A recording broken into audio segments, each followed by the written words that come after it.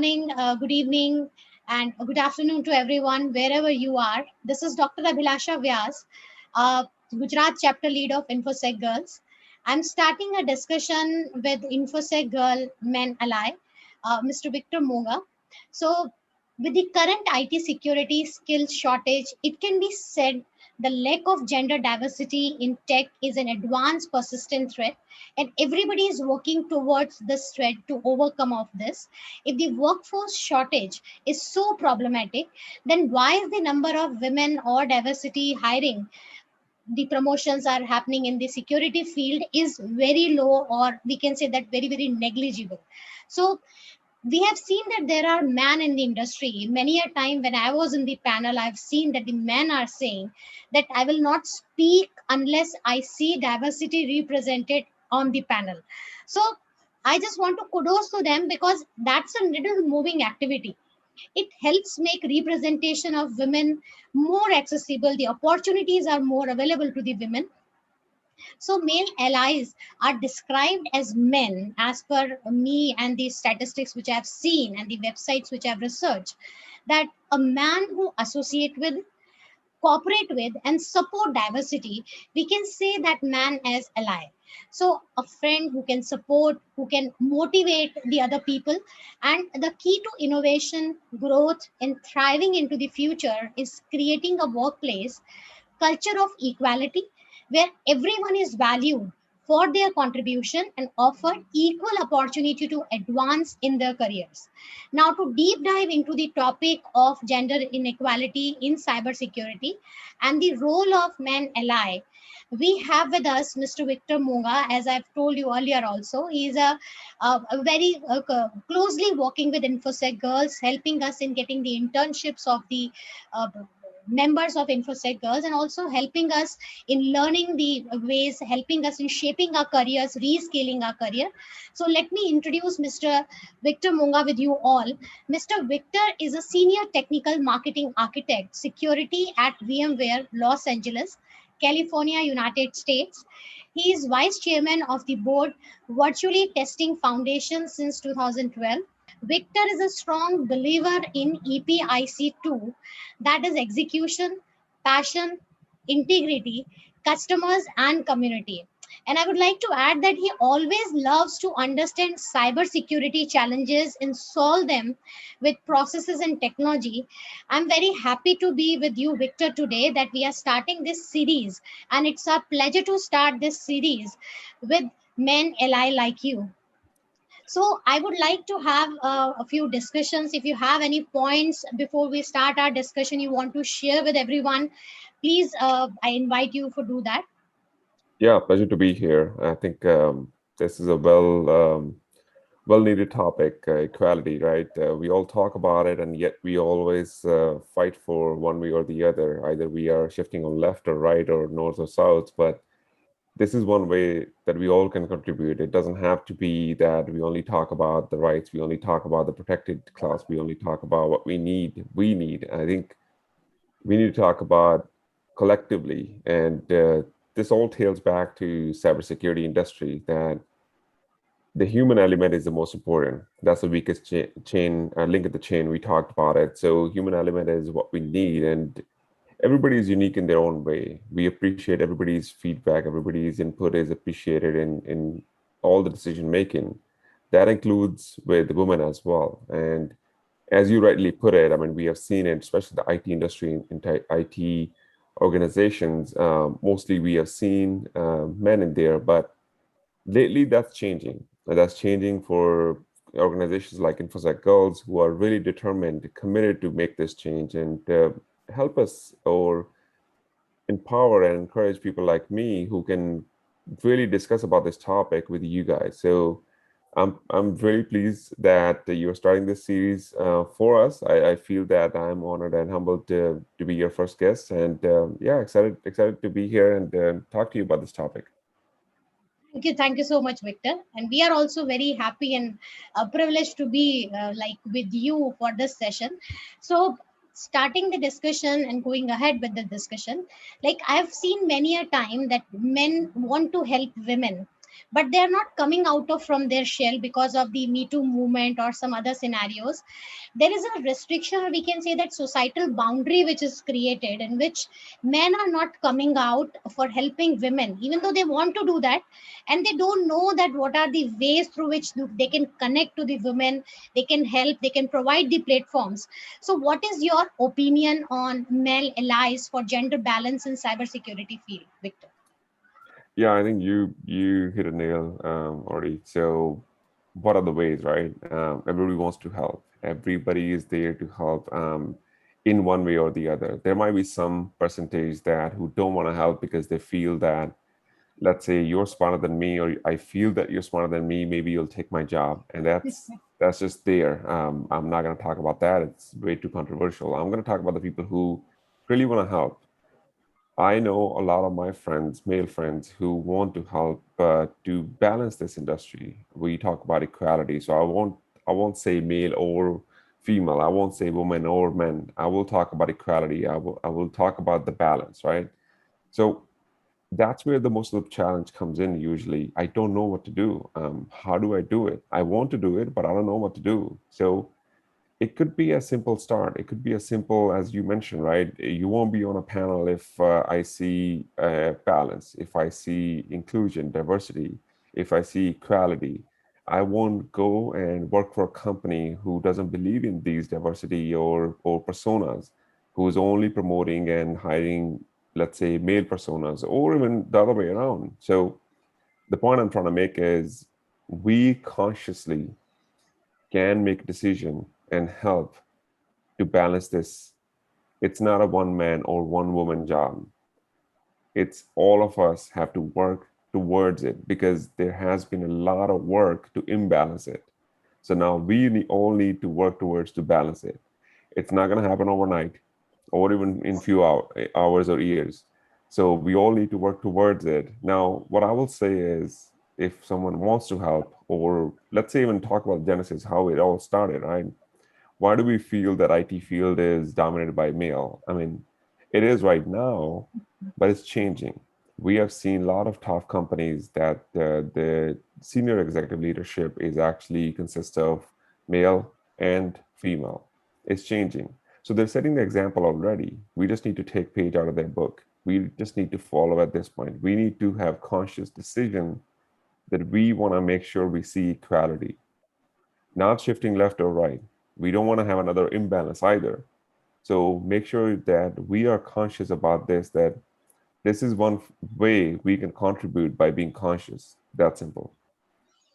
Very rightly said, Victor, and I actually agree with you because I have experienced this.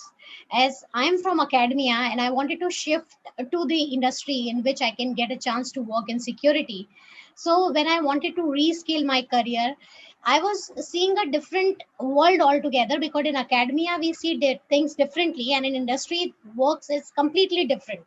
You in academia you work on degrees, you need to have your PhDs, your masters, but in industry when you come, it's all about your skills, the certification you have, the practical exposure you have. So Victor, I want to ask from you, like, I'm part of InfoSec Girl, I'm part of other community where I want to promote women in tech. So I want to ask question from you, that if women, or if we want to rescale the diversity, or if we want to train the diversity, so what kind of actions we can take as an InfoSec Girl, or how we can approach the men to be part of InfoSec Girl as a male ally, man ally, so that we can help our members of InfoSec Girl, so that they can rescale their career, they can restart their career, or they can excel in security field. Yeah, I'll start by quoting my good friend and also founder of InfoSec Girl, Vandana Verma Sehgal. She always believes in equality. To your point that what can we do as a community leaders? We are part of community, we're part of volunteers in different groups, and what can we do? How can we actually encourage this? And we need to start at home, right? We can't be asking people to do something if we are not leading by the example. So I think every community, so let's even take cybersecurity out of the question. Let's even take the technical role out of the question. Let's talk about in general. Any society, any community, we always see that you have men and women. They are sharing different responsibilities, they're doing different things. obviously because we all are unique in our own way. And I keep repeating that because we need that uniqueness. That's what makes us us. So let's start by the community where don't talk about technical or non-technical. Talk about running the community. It could be as simple as you have technical and non-technical people, but they're working together. And that's where I think we can begin. InfoSec Girl has already started that journey. I know a lot of members at InfoSec Girls, they were, let's say, part of only non-technical background, but now they're learning about technical. And that's a good start. That's what the learning curve is. We want you to be part of it. That's step one. What you know, what your skills are, what your current goals, what your future goals, community will help you. I think the giving that opportunity, giving that chance to be with or among those people who are already in industry, I think that's a big step already. And that's where, as community leaders, I feel that we can add value that invite everyone. You know, we say unconditional love. That's what it is. That's what we need to provide, unconditional love. We don't care who you are, your skin color, your background, your culture, your religion, you are invited. I think Yes. that's what I would say. Yeah, yeah, very valid point, Victor. Thank you so much. One more question I have, Victor. Like, I have seen that because I was in academy, I have seen that in my class, I have seen the balance in the students, like male and female balance. But when it comes to the senior positions, we see a very few women, or these positions are filled by men only. So what we can do in that scenario, in which we can motivate the diversity to come out and take these leading positions? So what is your opinion in that? I think for positions for any company or organization, it's both ways. I know it has been perceived back in the days, it has to be top down. I am more of an opinion where it is both ways, top down and down up as well. So people who are working in trenches. So let's say I have four of my colleagues and we're working together. And when it comes to promotion time, we all put our name in the hat. And let's say one of us get promoted. I think the person who gets promoted should not feel where they've been, where they started. They should help others. I think keeping that humble strike in you, keeping that roots where you started, remembering how you got there, remembering who helped you.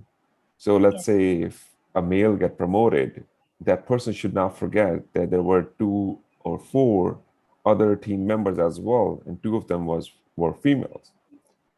So remember that and help them next time when the promotion cycle comes in, or even help them get on the next level. So the male ego, if you will, try to lose that.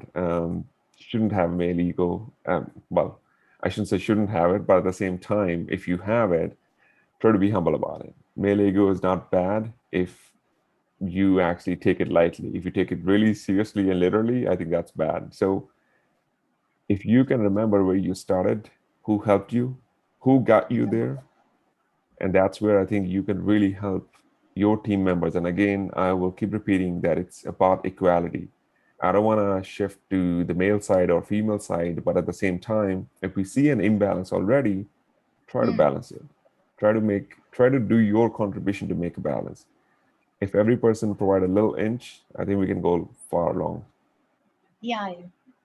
Very true, very true.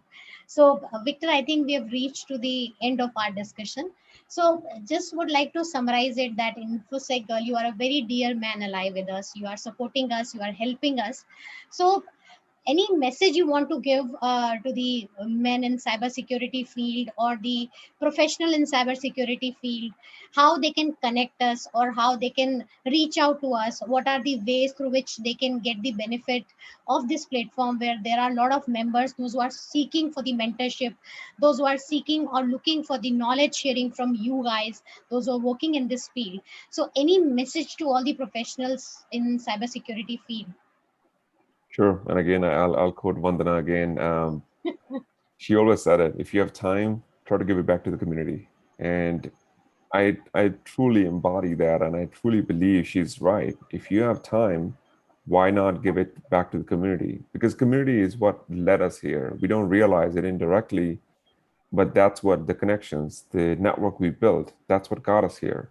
So might as well, if you have time today, and it could be as simple as 30 minutes a week. You don't have to go and spend 8 or 40 hours a week in community. And unless you really want it, yes, you're more than welcome to do it, but start small, but give it back to the community. And that's where I think it doesn't matter male or female ally.